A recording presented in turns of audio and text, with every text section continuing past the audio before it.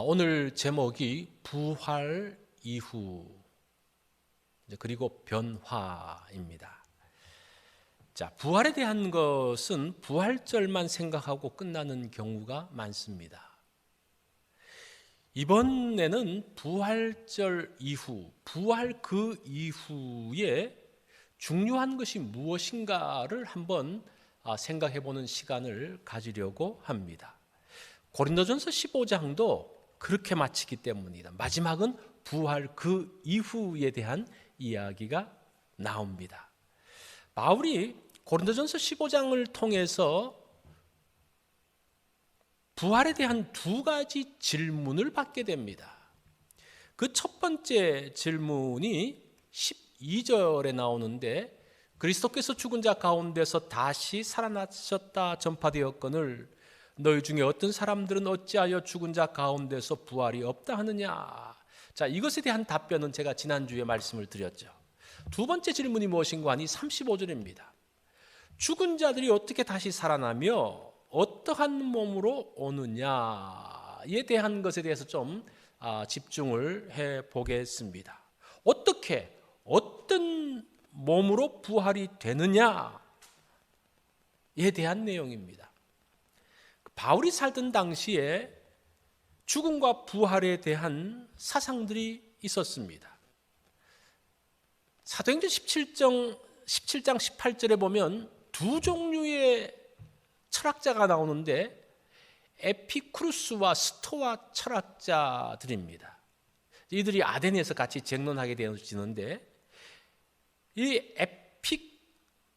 에피쿠루스라는 말은 에피큐리안이죠. 쾌락주의자들을 이야기합니다. 스토아 철학자들은 금욕주의자를 이야기하고 있습니다. 이 쾌락주의자들은 죽음을 두려워하는 사람들에게 이렇게 이야기합니다. 여러분, 우리가 아직 살아있을 때 죽음은 아직 오지 않았습니다. 또 우리가 죽었을 때 이미 죽음은 나를 떠나간 것입니다. 그러니까 두려워하지 마십시오.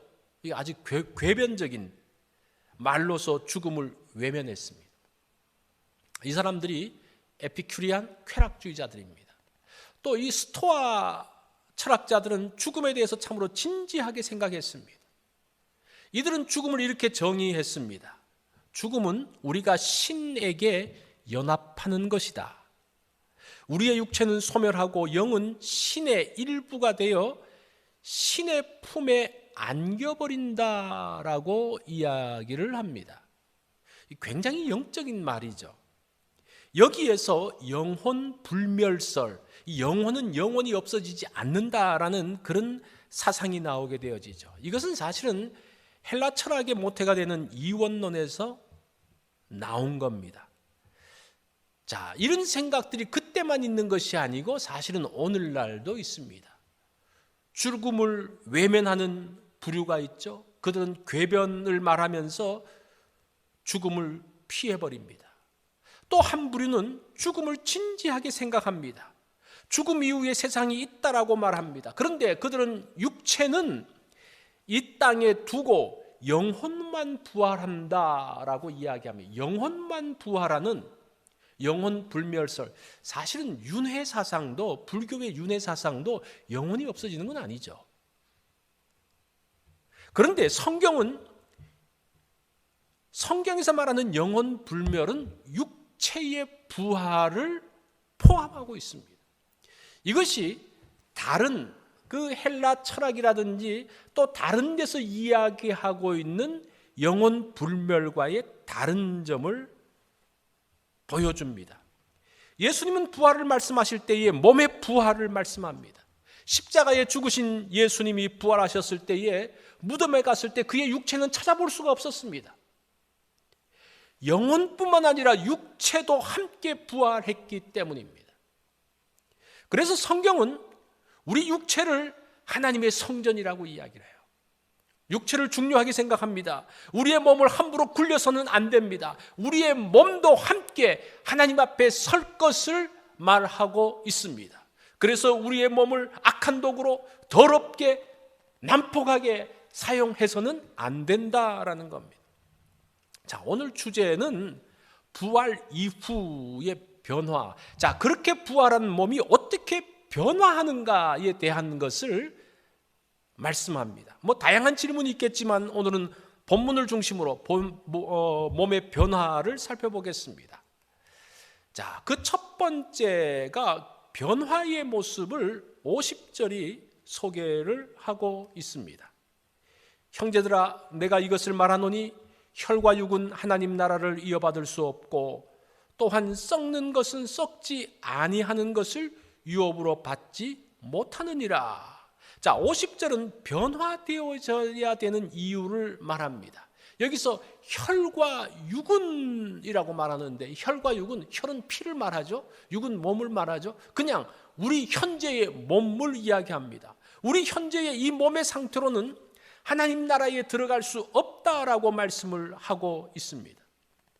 이것은 썩는 땅의 몸이기 때문에 썩지 않는 하늘의 것으로 변해야 한다라고 말씀하고 있습니다. 자, 그러면 어떻게 변해야 되는지를 51절에 설명하고 있습니다. 보라, 내가 너희에게 비밀을 말하노니 우리가 다 잠잘 것이 아니요 마지막 나팔의 순식간에 홀연히 다 변화되리니, 마지막 나팔의 순식간에 홀연히 변화된다라고 말씀을 하고 있습니다. 이 순식간이라는 단어가 아토모스인데 여기서 아톰, 원자라는 단어가 나옵니다. 이 원자라는 것은 여러분 아시다시피 더 이상 쪼갤 수 없는, 더 이상 나눠질 수 없는 가장 작은 조각을 이야기합니다. 똑같이 이 순식간에라는 그 단어는 쪼갤 수 없는 가장 작은 시간을 이야기합니다. 아주 짧은 시간에 그런 뜻입니다. 자, 뿐만 아니라 호련히라는 이 단어는 눈 깜짝할 사이에라는 겁니다. 우리가 하루를 살면서 눈을 많이 깜짝이는데 아마 여러분들은 눈 깜짝이는 것을 잘 느껴보지 못했을 거예요. 우리가 눈을 깜짝인다고 앞에 있는 사물이 없어지는 게 아닙니다. 이 눈꺼풀에 의해서 가려지는 게 아닙니다. 굉장히 빠르다는 거죠. 자, 여기서 눈 깜짝할 사이라는 그 단어가 보니까 빛이 홍채에서 망막까지 가는데 걸리는 시간이 깜짝할 사이, 그런 뜻입니다. 굉장히 빠른 빛이 짧은 시간을 지나가는, 과학자들이 재보니까요 1나노세컨드, 이것은 10억 분의 1초라고 이야기를 합니다. 자, 여기서 우리가 변하는 것을 순식간에 홀연히 변한다고 말합니다. 이 두 단어가 다 아주 짧은 시간을 말합니다. 우리 몸이 변하는데 우리도 알지 못하는 사이에, 그래서 이 부활체로서의 몸의 변화는 하나님이 하신다는 겁니다. 하나님께서 우리도 느끼지 못하는 사이에 변화시킨다라는 말씀을 하고 있습니다. 자, 그러면서 두 번째로 이 부활은 하나님으로 인한 변화라고 이야기를 합니다. 부활의 때는 사람만 변하는 것이 아닙니다. 죽은 자들도 살아나서 변화될 것을 이야기합니다. 52절에 보니까요, 나팔 소리가 나매 죽은 자들이 썩지 아니할 것으로 다시 살아나고 우리도 변화되리니, 죽은 자들이 다시 살아나는데 변화된 몸, 썩지 않는 몸으로 살아난다라고 말씀을 하고 있습니다. 자, 52절을 원문 그대로 보면요, 이렇게 볼 수 있습니다. 이 수동태로 되어 있는데, 그가 나팔을 불 것이다, 죽은 자들이 일어남을 당할 것이다, 썩지 아니할 것으로 우리도 변화됨을 입게 될 것이다, 이렇게 되어 있어요. 53절도 또 역시 수동태입니다. 하나님이 이 썩을 것을 썩지 아니할 것으로 입히시고, 자, 이것은 무엇을 말하는 거 아니? 자, 그 마지막 때에 죽은 자들이 살아나면서 변화되어지고 우리도 변화되어지는데 그 변화의 주체가 누구라는 겁니까? 하나님이라는 겁니다. 하나님께서 이 모든 것들을 주장하신다는 겁니다. 그래서 이것이 비밀이라는 거예요. 51절에 비밀이다. 사실은 이 비밀은 시크릿의 비밀이 아니라 신비의 비밀입니다. 신비한, 하나님께서 알려주시기 전까지는 알 수 없는 비밀이라고 말씀을 하고 있습니다. 이 변화가 우리의 죽음을 통해서 이루어진다는 겁니다. 이것이 죽음의 신비입니다. 죽음의 신비. 많은 분들은 죽음을 마지막이라고 생각하는데, 그래서 사람은, 이 세상은 죽음을 영면이라고 말합니다. 영원히 잠드는 것이다 라고 말하는데, 성경은 그렇지 않다고 말합니다. 잠자는 자들이 깨어난다라고 말합니다. 죽음이 끝이 아니라고 말씀합니다. 어떤 의사분이 아이의 탄생을 지켜보면서 죽음에 대한 깨달음을 얻었다라고 말합니다. 엄마 뱃속에 양수 안에 있는 아이는 최상의 조건으로 있습니다. 걱정 근심이 없죠. 엄마로부터 계속 영양분이 지급되어지죠. 모든 것이 완벽한 상태로 있습니다. 그러다가 이런 아이가 엄마 뱃속에서 나오는 것은 죽음과 같다라고 이야기하더라고요. 아이가 나오면서 탯줄이 끊어집니다. 엄마로부터 영양분이 단절되어지죠. 엄마 뱃속의 최고의 환경은 끝나고 춥고 덥고 바이러스가 있는 바깥으로 나왔습니다. 그런데 사람들은 그것을 새 생명의 출생이라고 말하고 있습니다. 자, 보세요. 이 새 생명의 출생은 아이가 엄마와는 단절되어지는 죽음을 통해서 새로운 환경의 새로운 몸으로 변화되는 겁니다. 마찬가지로 우리도 이 세상이라는 탯 속에 있습니다. 언젠가는 세상의 탯줄을 끊고 다른 세상으로 갈 것입니다.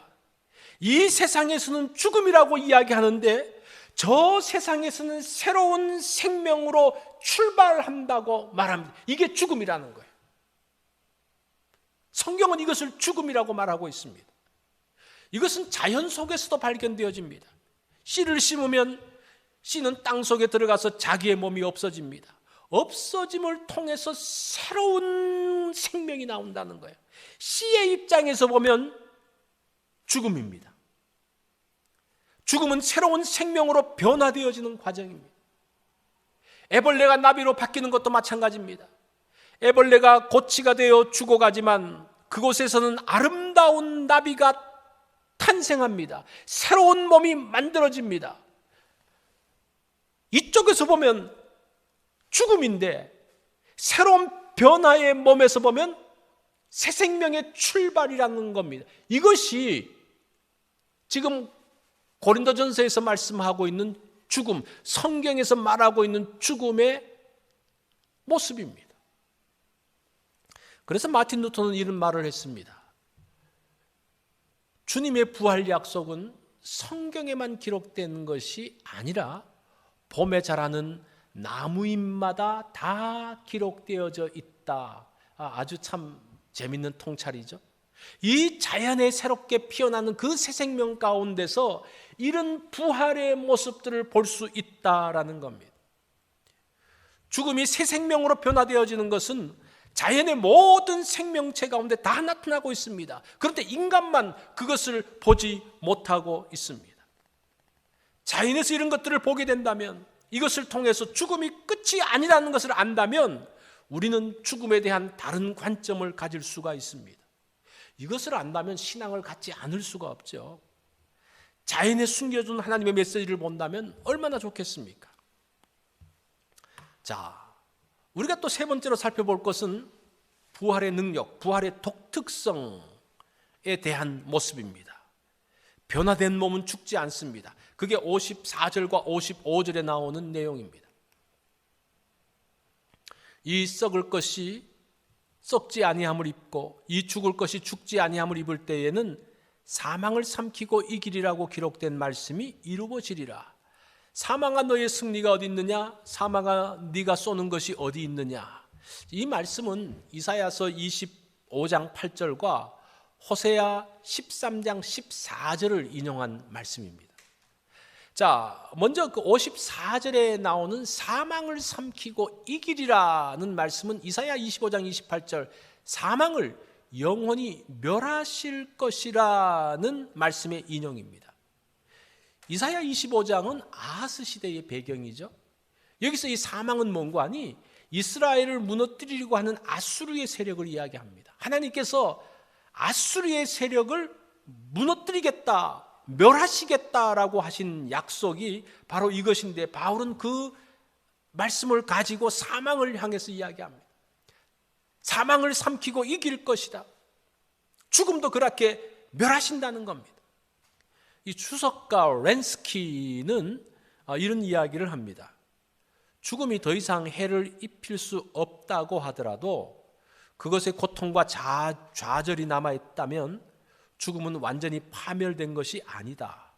폭풍이 몰아치고 멈추었더라도 집들이 파괴된 채로 있고 농작물이 황폐한 상태로 남아있다면 폭풍은 저지된 것이 아닌 것처럼 죽음으로 우리의 육체가 썩은 상태로 있으면 죽음은 승리하고 우리는 패배한 것처럼 보인다. 그러나 부활의 때에는 완전한 몸이 되면서 죽음의 흔적은 사라지고 새로운 생명만 남게 된다라고 말하고 있습니다. 사망에서 승리를 이사야가 예언했습니다. 자, 또 이 55절에 보면 사망한 너의 승리가 어디 있느냐, 사망한 너의 쏘는 것이 어디 있느냐, 이 말씀은 호세아 13장 14절의 인용입니다. 사망한 내 재앙이 어디 있느냐, 스오라 내 멸망이 어디 있느냐.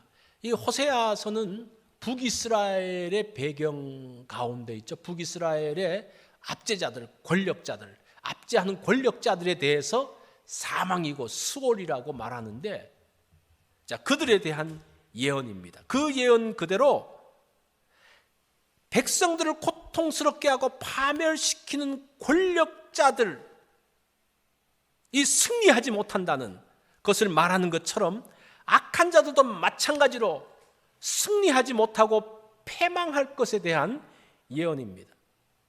56절을 보면 사망이 쏘는 것은 죄요 이렇게 말합니다. 근데 이 사망이 우리 성경은 주격으로 되어 있는데 이 원문을 보면요 소유격으로 되어 있어요. 그래서 이것을 어떻게 해석해야 되는 거 아니? 사망의 독침은 죄요 이렇게 말해요. 사망의 독침은 죄요? 죄가 사망의 독침입니다.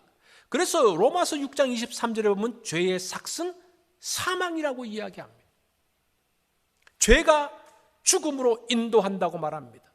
죄의 권능은 율법이라. 죄의 파워는 율법에서 나온다는 겁니다. 법이 없으면 죄가 성립되지 않습니다. 하나님은 성경에서 분명한 법을 세우셨습니다. 어떤 분은 그렇게 말하죠. 나는 성경을 모르는데, 하나님께서 뭐라고 말씀하는지 모르는데. 그런데 로마서 2장 15절에 보면 하나님께서 하나님의 법을 사람들의 양심에 심어 놓으셨다고 이야기합니다. 누구도 하나님의 법에서 벗어날 수 없다라고 말씀하고 있습니다. 그러면서 57절이 이제 승리를 말하죠. 우리 주 예수 그리스도로 말미암아 우리에게 승리를 주시는 하나님께 감사하노라. 예수 그리스도의 십자가와 부활이 우리에게 승리를 가져왔습니다. 자, 여기서 승리한다는 것은 현재형으로 기록되어 있는데 현재형은 두 가지 의미가 있어요. 첫 번째는 사실 묘사를 할 때, 그냥 팩트를 이야기할 때, 부활은 승리다, 이 팩트를 이야기할 때 현재형을 씁니다. 두 번째는 계속적인 의미, 계속적으로 승리할 것이다. 이 두 가지를 다 볼 수가 있습니다. 십자가와 부활은 우리에게 계속적인 승리를 주실 뿐 아니라 그 부활 자체가 승리라는 팩트라는 겁니다.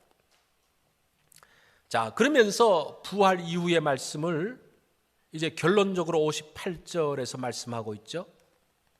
그러므로 내 사랑하는 형제들아 견실하며 흔들리지 말고 항상 주의 일에 더욱 힘쓰는 자들이 되라.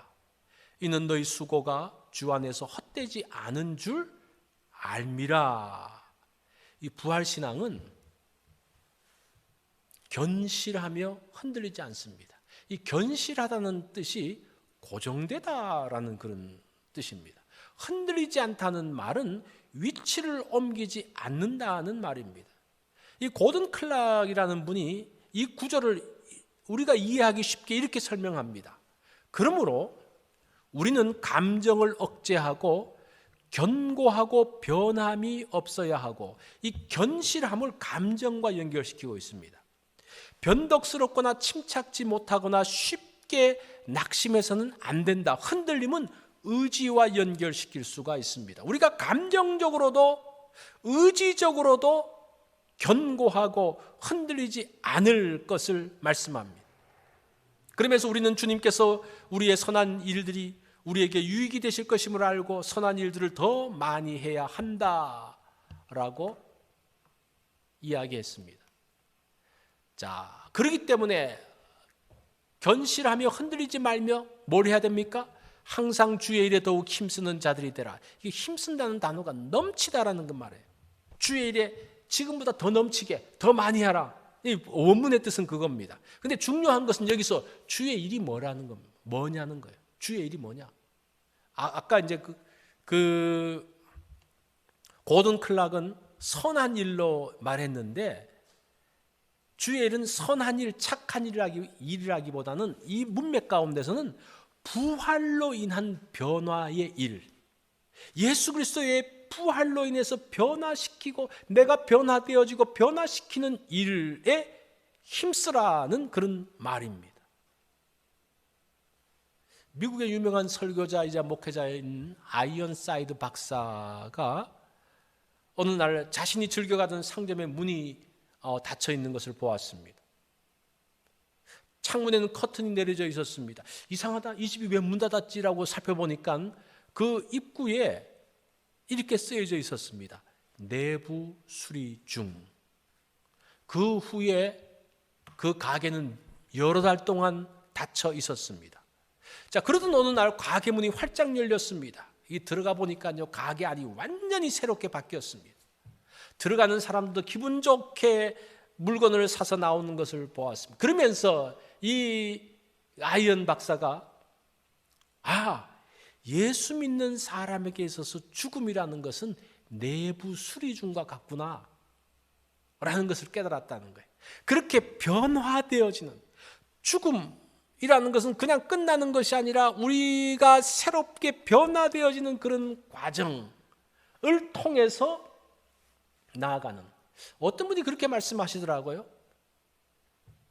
나는 살아서 예수님의 부활을 맞이했으면 좋겠다. 나는 산채로 그냥 예수님의 재림을 봤으면 좋겠다. 죽음을 경험하지 않고. 근데 어떤 또 이 신학자는 그렇게 말하더라고요.